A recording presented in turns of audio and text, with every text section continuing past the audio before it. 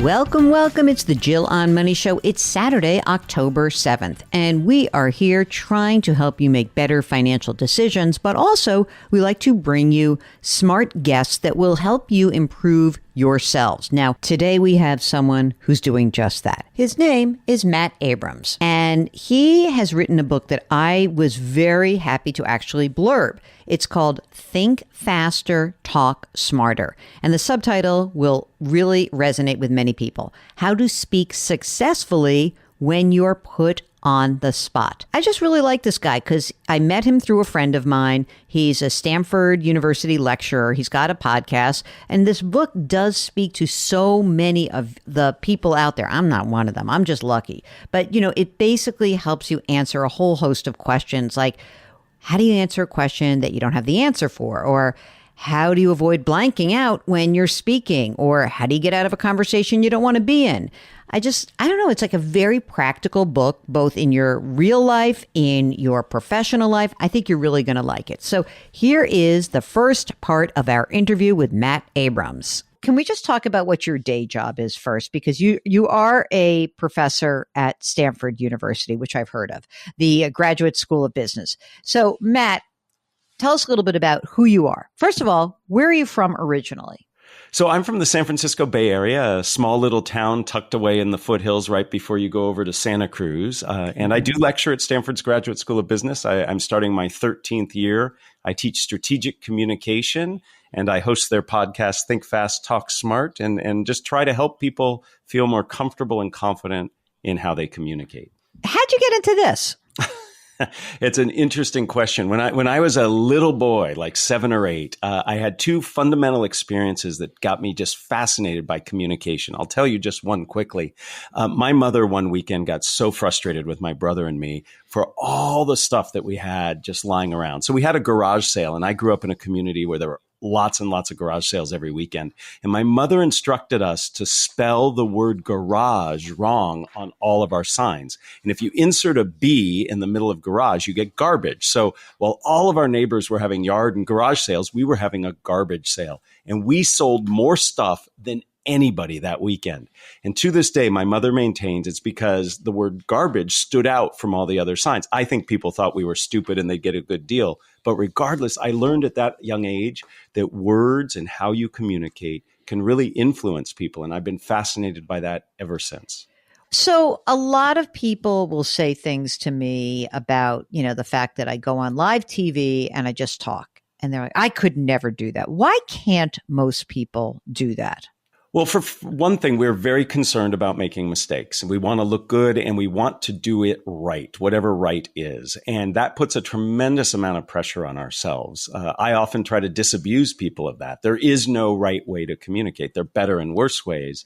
And my goal is to help people just feel comfortable getting their points out, and then we can work on making them amazingly eloquent.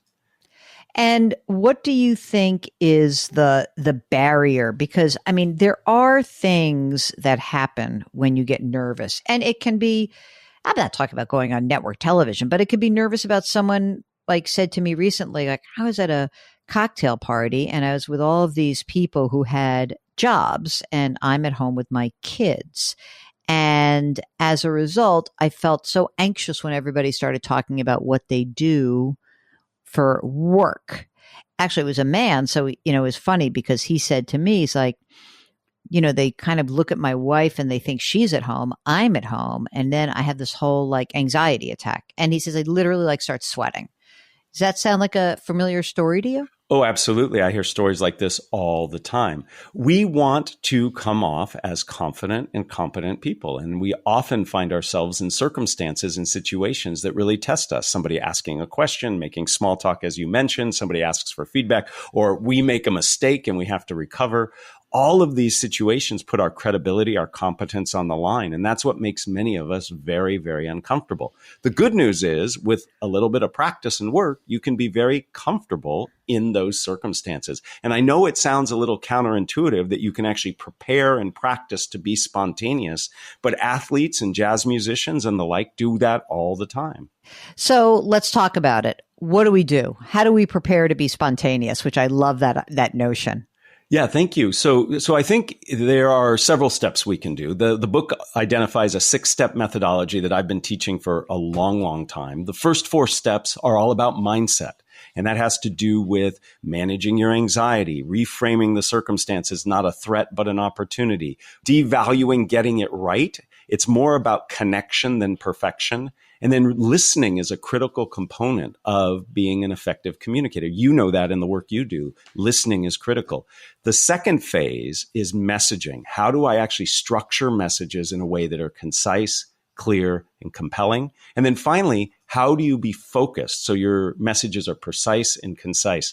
One of the problems with spontaneous speaking is people ramble on and on as they're trying to figure out what they're saying. So we need to be clear and concise and crisp. Okay, I'm going to talk about myself for a second, because even though I do this all the time, I think sometimes when I'm doing certain types of interviews, not radio, not podcasts, but more on TV, sometimes I do find myself thinking ahead and not staying in the moment. And it's only a 3-minute segment, so like it's a problem, right?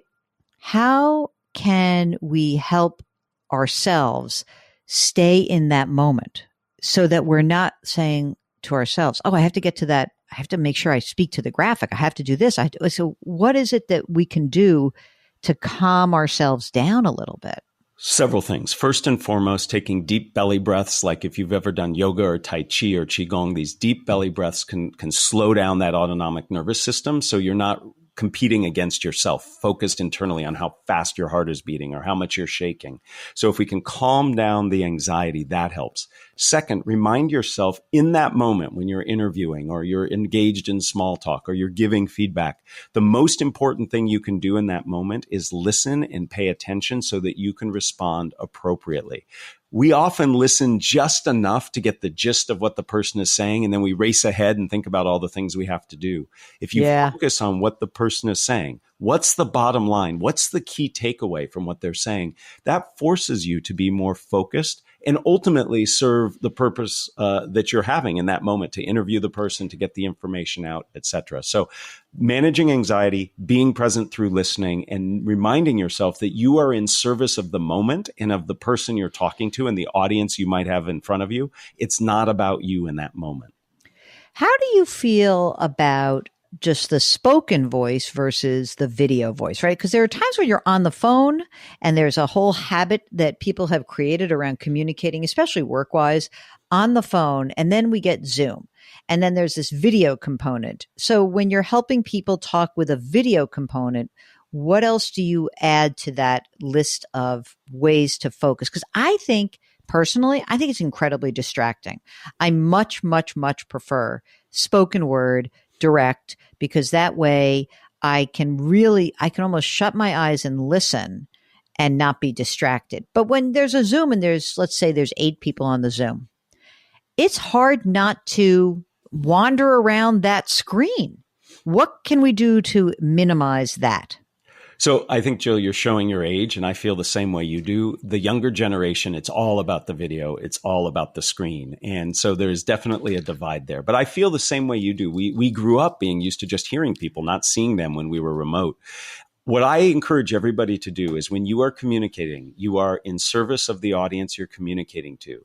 It is more important for you to look at the camera as you are speaking on one of these virtual calls than it is to look at the people you're speaking to. Why? Because from their perspective, they see you looking at them. And that's how we're used to connecting and engaging. So we have to help ourselves get less distracted. Here's something I do. It's a silly little trick. I take a picture of my family, who on most days I like and love, and I tape it right behind my camera. So as I look at the camera, I'm actually looking at a picture of people I care about. And that reminds me to engage and to connect. So we have to remove those distractions so we can demonstrate that we are paying attention and we're trying to connect. Now, while others are speaking, then we can look at the images to better take in some information that might be helpful. Unfortunately, I think the future is video. I think we're going to have more and more of this. So we're going to have to learn to adapt and adjust. I think that's funny that you say that about younger people. They may be more adept, but they suck in person. Like the lack of eye contact is alarming to me. So I was with my very dear friends. They have 3 teenage daughters. I was having a conversation with like the 14-year-old, right? And mom says, look at her when you're talking, meaning to her daughters, look at me, Jill. And I thought that was an interesting instruction. What can we do to help, let's call it, if you're under, when you say younger generation, I presume you mean anyone under 35? The population I deal with most of the time are folks in their mid-20s as MBA students. But sure, let's say 30 or under. 30 or under. Okay, so they're better at the screen, not so great in person. What can we do to help mentor them along? So one, we can role model and demonstrate, and they recognize and they can see what good communication is. I see this happen all the time where they'll report to me that conversation was really good or that presentation was really good. And I'll ask them, what did you notice? And they're good at identifying these behaviors. They're just not good at doing it. And part of it is practice. So we have to give them opportunities in their education, in the other activities that they do. Some of the best athletic coaches my kids have ever had have made them do some speaking, either talking to the parents or standing up in front of their teammates and giving them coaching. So we have to give them experience.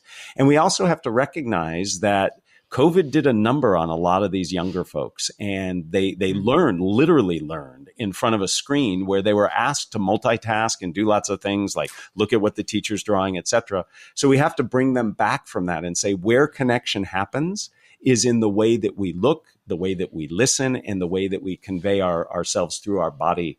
And that will help them. They can learn. My students, get better at it, not necessarily because of what I do, but because they get the practice of actually working on this. Okay, tomorrow we will continue our conversation with Matt Abrams. In the meantime, if you want to go check out his book, we'll have a link to it in the show notes. Again, the book is called Think Faster, Talk Smarter. I really enjoyed it. And tomorrow, here's a nice tease. We're going to teach you how to apologize, the real way, not this baloney way. We want to thank you so much for listening. As always, if you've got a question, just go to the website, JillOnMoney.com. Click the Contact Us button and do let us know if you'd like to come on the air and join us live. Don't forget to sign up for the free weekly newsletter. Do something nice for someone else today. Change your work, change your wealth, change your life. Thank you for listening. We'll talk to you tomorrow.